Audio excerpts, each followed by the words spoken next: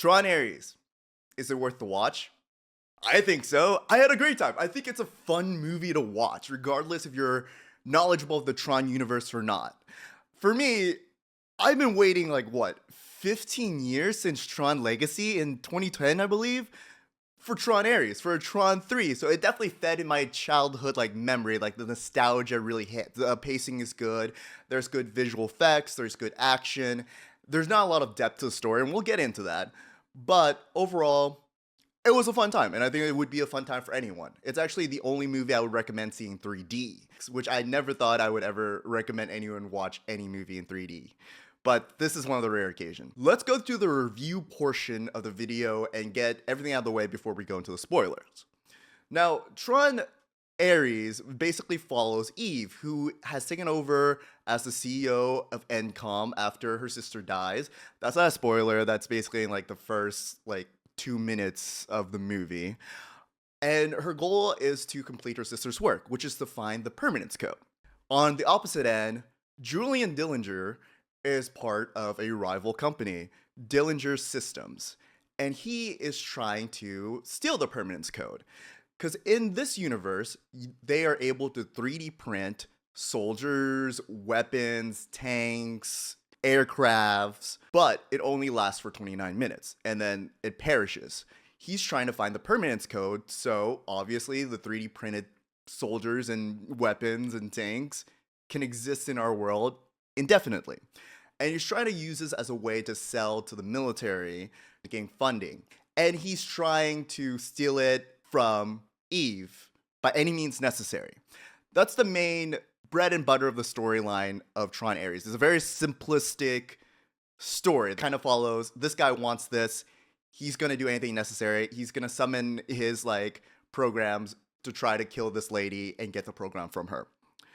So why should you watch it? Once again, I think the main aspect of it is the pacing's good. It keeps going. I was never bored throughout the entire thing. And I think the graphics is really good. I think Tron has a very interesting aesthetic to it. It's very clean, very glassy. Now, the Tron soundtrack doesn't hit as hard as Legacy, because it's from 9 Inch Nails, I believe, that made the soundtrack for this. And the soundtrack wasn't made by Daft Punk. They've since dispersed as a duo musician group. You can't beat Daft Punk. You just can't. That soundtrack is legendary. But this one is serviceable. That's okay. It does what it needed to do for the scenes that it needed to be in. Overall, the visual effects was great. I very much love the personal aircraft, the light cycle, I believe it's what it's called. It kept the integrity of the first and second Tron movie and brought it into our reality. And it did it in a great way, I think. Now, let's go deeper into the characters. The main four I wanted to focus on: Eve, Julian, Athena, and Ares. Mainly Athena. So if you haven't watched the movie, you should probably go see that. But if you don't care, or you already have, here's your spoiler warning. All right, spoiler warning over. Let's really get into this.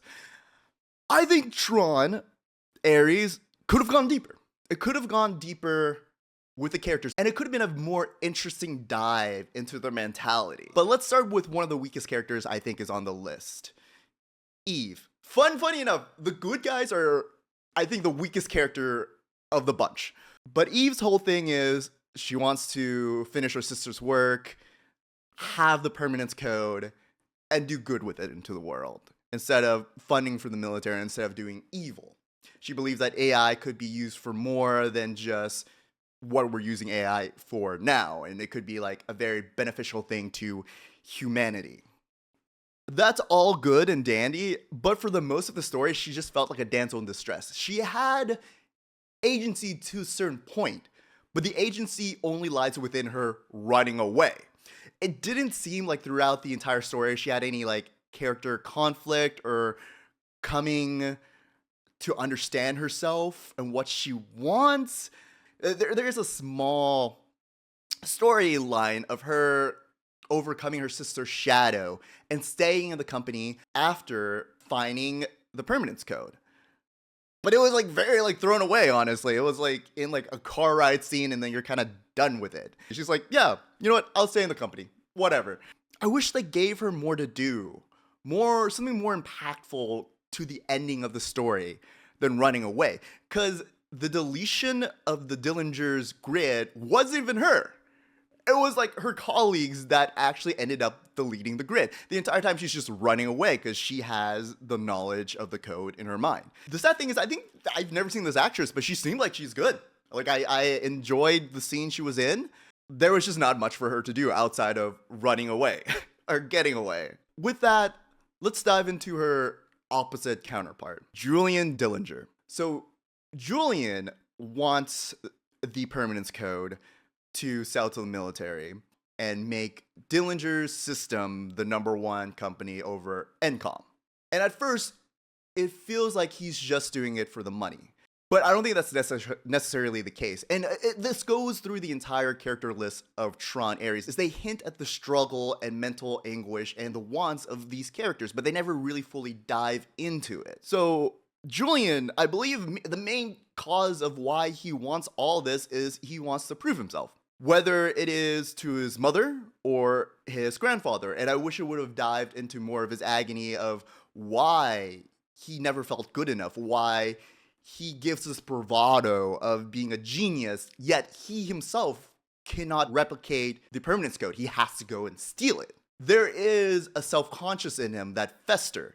And there is a lot of fear that I sense in him that is never really explored. He's willing to do anything. It's shown that he's willing to kill Eve even to get the permanence code to meet his end. They're almost as a Machiavellian type of character where he believes that, to be the CEO, he has to lie, he has to trick people, he has to do whatever it takes to gain success. He is so driven by the acknowledgement that he is worth something, that he is who he thinks he is, whether that be adequate to take over the family company as a CEO, or as a genius, or validation from his mother or grandfather, or the legacy of his family. Turning from fear to anger to desperation, we just don't get enough of that desperation from him. So moving on from Julian Dillinger, we have the other weakest character, I think, of the entire story. Ares, what the movie is named after. Ares' whole thing is he wants to become human. He is a program that is starting to feel and wants the permanent code so he can live forever in our world instead of the grid. But he jumps on the bandwagon pretty quickly. Like, at the first 10-15 minutes, he stalks Eve's entire internet history and becomes enamored with her. Through the eyes of this person, I can see the value of a human life.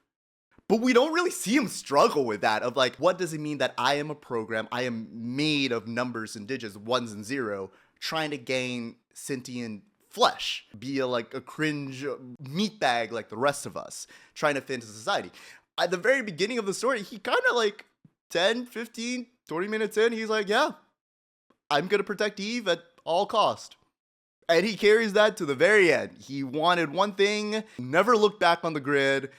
He's like, yep, I want to be human, and that's it. And it was, he's bland for the most part. I think there's not much to him, and I understand the concept of, he's still discovering emotions and feelings, but, he's like bread. Just bread, not even toasted. There's not even butter on him. There's very little internal conflict. He came from the beginning, and he's like, yeah, humanity is dope, man.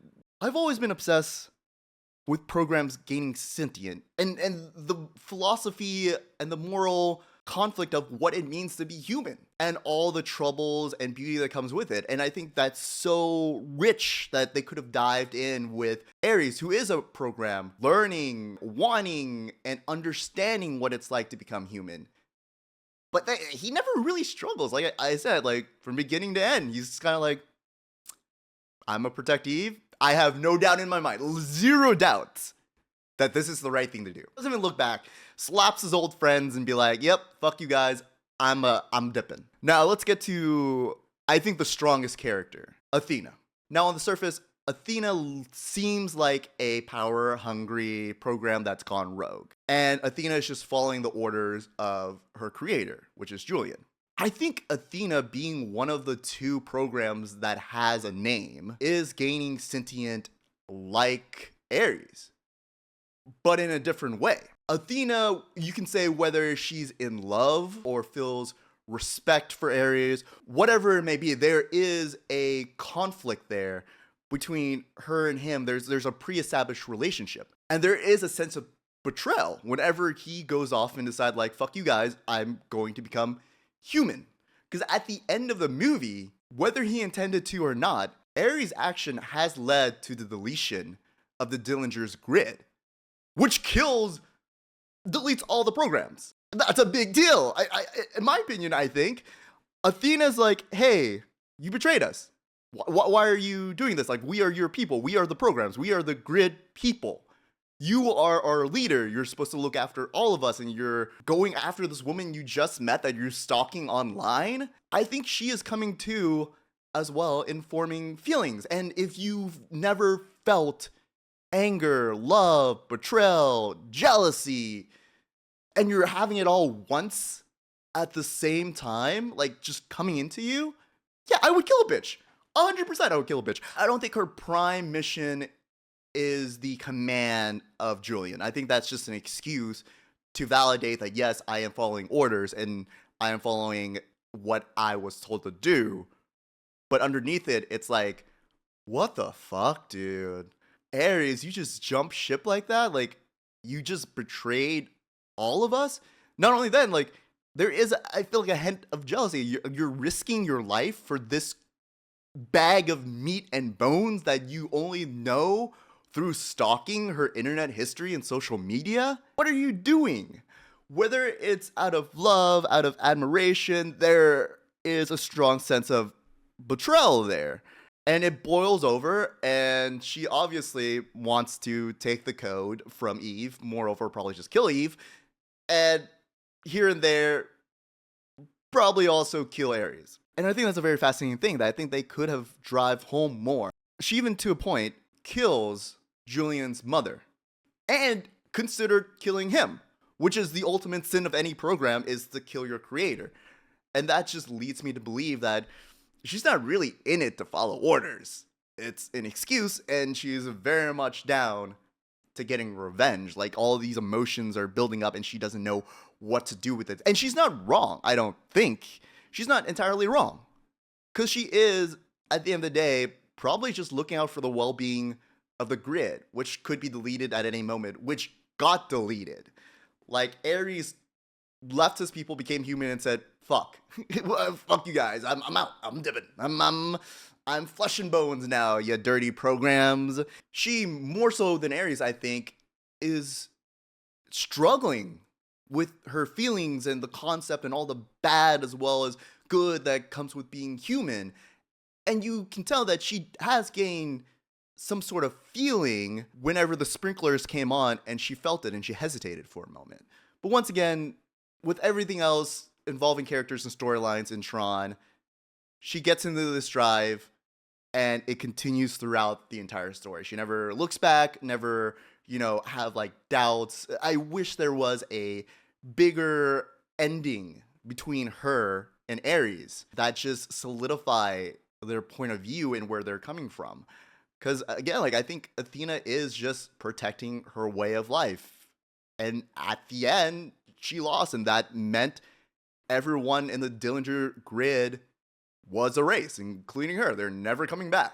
I don't know if Ares is the good guy in all this. To be honest, he's kind of selfish for the most part.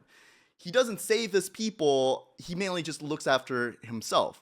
His reasons for saving Eve, the movie wanted it to seem more like it's because he cares about her. The relationship is very shallow. Like, we don't really sense that from them. Even though he did try to sacrifice himself once, it didn't feel that impactful throughout the entire time. But other than that, it was better than I expected. I really thought it was going to be a super throwaway mid movie. And to some degree, storyline, very mid. But it was fun. I mean, it beat my expectation for damn sure. By the way, remember to like and subscribe if you like the content. Turn on your notification. It really helps a small channel like me. Plus, I stream every Tuesdays and Thursday at twitch.tv/Freeden. Anyway, go see the movie. Or don't. I don't know. I bought the water cup. I thought it was cool. It lights up. It's the middle of the day, so I'm not going to show you, but it does light up, and it's kind of cool in my opinion. Anyway, that's it. Bye.